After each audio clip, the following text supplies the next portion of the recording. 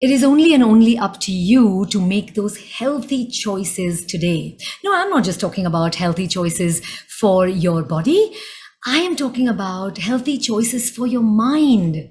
Hi, I'm Pallavi Walia, and I am super excited to have a very powerful conversation with all you awesome people today. So, since we're going to spend some time together, do I have your permission to share a little bit about myself?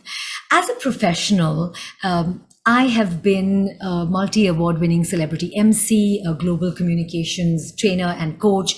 I've also been an entrepreneur and a television host. I really want to have this conversation with you about the mental health crisis that I believe is the silent pandemic that's really gripping the world.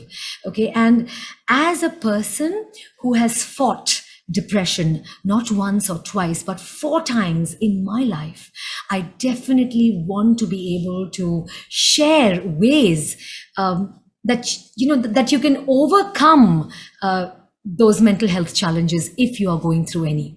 When you have a positive mental health, you can cope with stress a lot better in life. You're definitely a lot more productive as far as work is concerned. You realize your full and true potential.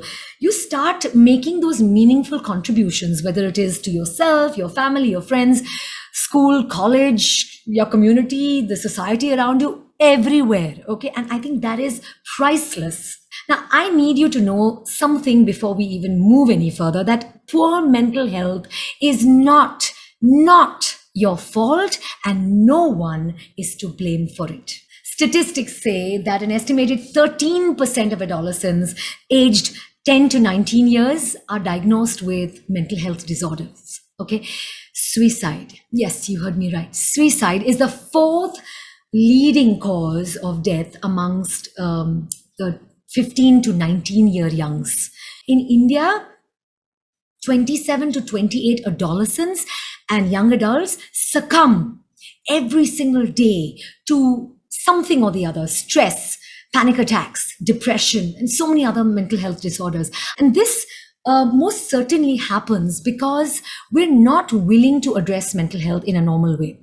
There is always this fear of harsh words, of laughter, of abuse that creates a stigma around mental health and really makes it very difficult. It makes it so much harder, not just for you, but even for adults like myself, to express our feelings, to come out into the open and tell the world that, hey, I have a challenge.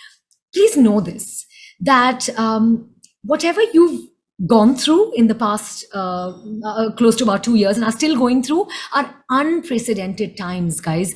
Nobody living has gone through times like this. So nobody really knows 100% how exactly to handle the kind of things that you people are going through. During the pandemic, a lot of you have been completely disillusioned. There were so many reasons for it, but one of the major reasons was that you studied very, very hard, but your exam suddenly got cancelled. Okay, it was very last minute. You felt like there was so much uncertainty. There still is uncertainty, just by the way. You just didn't have the time to deal with all of this, and you realize that the effect of all these uncertainties is not just immediate, but it's a long-term effect. Today I really want to be able to talk to you about mental health because, like I mentioned just now, a few minutes ago, I have experienced different levels of mental health challenges in my own life. Okay. And I also want you to know this, guys, that you are not just prone to mental health challenges when things are not going right for you in your life. Okay. Let me give you this example from my own life. I'm sure you'll understand much better. The first time that I faced mental health challenges was immediately after I had won the Gladrags Mrs. India World title in 2006. I have always been a very cheerful, bubbly, active, sporty, love my friends kind of person. I love working out. I absolutely love my work. Okay, that's the kind of person I've always been. And immediately after the pageant, obviously you're mentally, emotionally, physically tired. So you want to take a break for 1 or 2 weeks. That's perfectly fine. And I thought that all of the things that were happening to me were happening because I was taking that 1 or 2 weeks off. All right. So figure this. I've never been a couch potato before 2006. I used to get up in the morning and I used to switch on the television. And my husband used to leave for work. I used to be sitting in a particular place and watching television. And I think he used to come back from work late in the evening. And believe me, I used to be sitting in the same clothes in front of that television, in the same pose probably, and just surfing channels. I had very erratic eating habits. Sometimes I would eat, sometimes I would binge eat, sometimes I would not eat at all. Okay. I was getting very irritable for no rhyme or reason. I had stopped stepping outside the house. I stopped going down for my walks. I stopped meeting friends. Forget that. I stopped taking calls from my family, from my friends, from my closed ones. I used to avoid their calls. And in order to avoid their calls, I used to put my phone on airplane mode. Okay. And I used to avoid work calls. I was low. I was disturbed when it came to night sleep. I don't think I've slept well in that particular period. So you might think, okay, Pallavi, how long did this last? Few more weeks, maybe a couple of months. 6 to 7 months. I had not stepped out of my house for about 6 to 7 months. That's how crazy bad the situation was. Now, everybody who's watching me here right now, okay, I need you to understand this, to know this. It is normal for people to sometimes feel low, sometimes, have a lack of motivation in their lives, sometimes have trouble sleeping. But hey, if these signs, all these signs that I've just mentioned to you, okay, these are all not signs of mental health problem if they continue only for maybe 1 or 2 weeks. But if these carry on for more than a couple of weeks and then maybe drag into months, it is important to have conversations. Reach out, guys. Reach out to your parents. Reach out to people you trust. Reach out to counselors. Just reach out. I personally, I want to tell you this with a hand on my heart. There is nothing wrong with getting help. Okay, so I want to ask you this. When we fall sick, don't we go to a doctor? We see a doctor, right?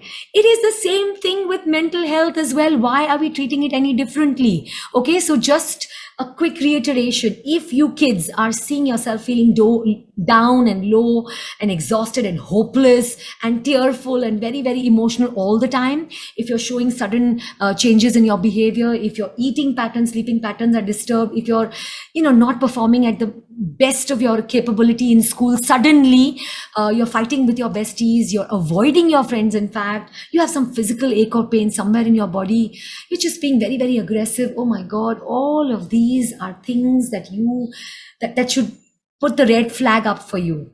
I don't just want to help you, help yourself. If you see a friend or a classmate going through similar symptoms, just reach out to them and have a normal conversation with them about their life. Okay, whatever it is. I mean, the food they eat, the kind of activities they do, whatever. Just be kind in your conversations. Be kind in your dealings with those kind of people. Understand them. Create that space for them to start opening up to you, because that's very crucial. And if you feel that they need help, please reach out to your school counselor and share your concerns about your friend. Understand that anxiety, depression, and panic attacks are not signs of weakness, guys. They are signs that you have been trying to remain strong for far too long. You don't need to be that strong all the time. Okay. Now, how many of you would like to understand how you can overcome these mental health crises? Come on, that's the way forward. Yes. Thank you very much. So these are things that I've taken as action steps in order to come out of my depression. All right. First thing, try and meditate. Start with just 5 minutes a day. There are guided meditations. There are just calming music. Just spend that me time without people around, without gadgets around. Meditate. Please, guys, it'll help you loads. Please have some kind of physical activity in your life. Get the sun. Yes, get some sun into your life, because you know what? Sunlight and darkness trigger the release of hormones in our brain. All right. So sunlight is known to trigger the hormone serotonin. Okay. And that is the happy hormone. All right. That is the hormone that allows you to boost your mood, or it's associated with boosting your mood. Okay. And it's basically a hormone that allows a person to feel very calm and very focused. So please get some physical activity and definitely get the sun. Reduce your screen time. No, I'm not just talking about video games here. Binge watch. television for, let's say, 2, 3 days, because I'm giving you a guarantee that on the fourth day, you will feel completely depressed because you feel purposeless, you feel lost. Okay, you feel like you wasted a lot of your time.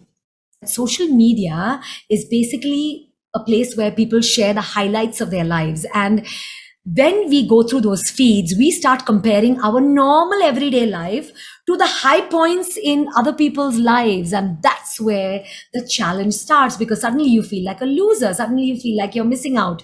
Suddenly you feel like, hey, I'm getting left behind. My life has no meaning. So cut social media time, please. Create a rough daily structure for yourself and follow it, guys. Okay, this is super, super crucial for you people, because I know that you have some time that you spend in school or college, and those many hours are fixed.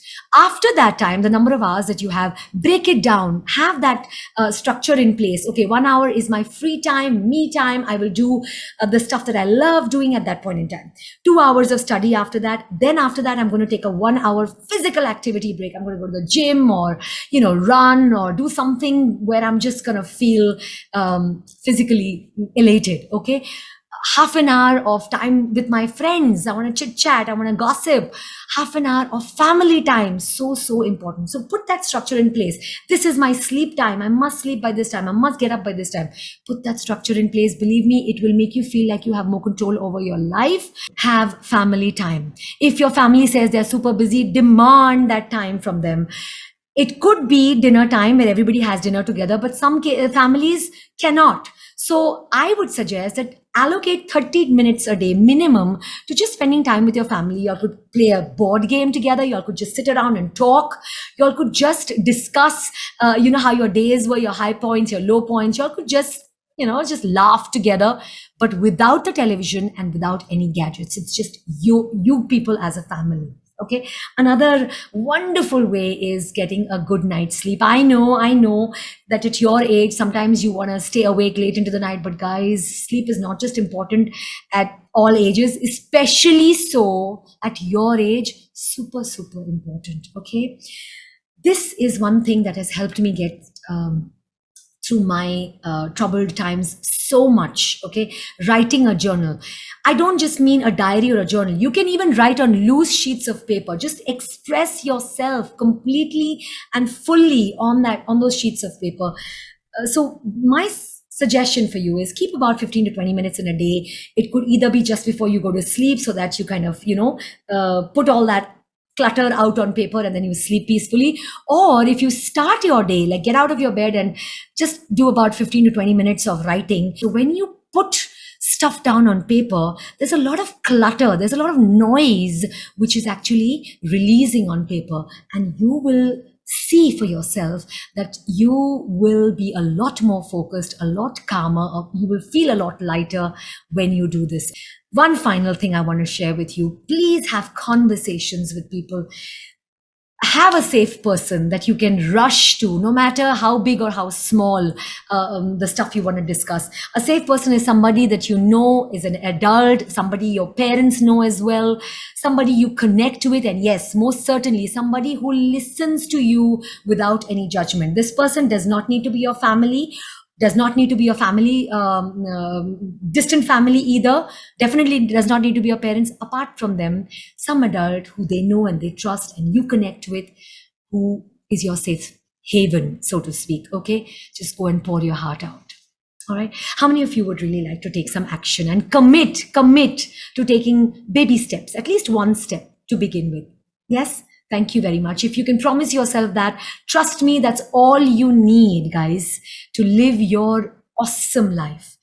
Your mental health is a priority. So please make it your priority. It's not somebody else's priority. Okay. I want to leave you with this, that your self-care is a necessity. Your happiness is essential for the successful, superb life that you owe to yourself. Okay. Your happiness depends only and only on yourself. So go out there and be super happy and battle this out. All right. Thank you.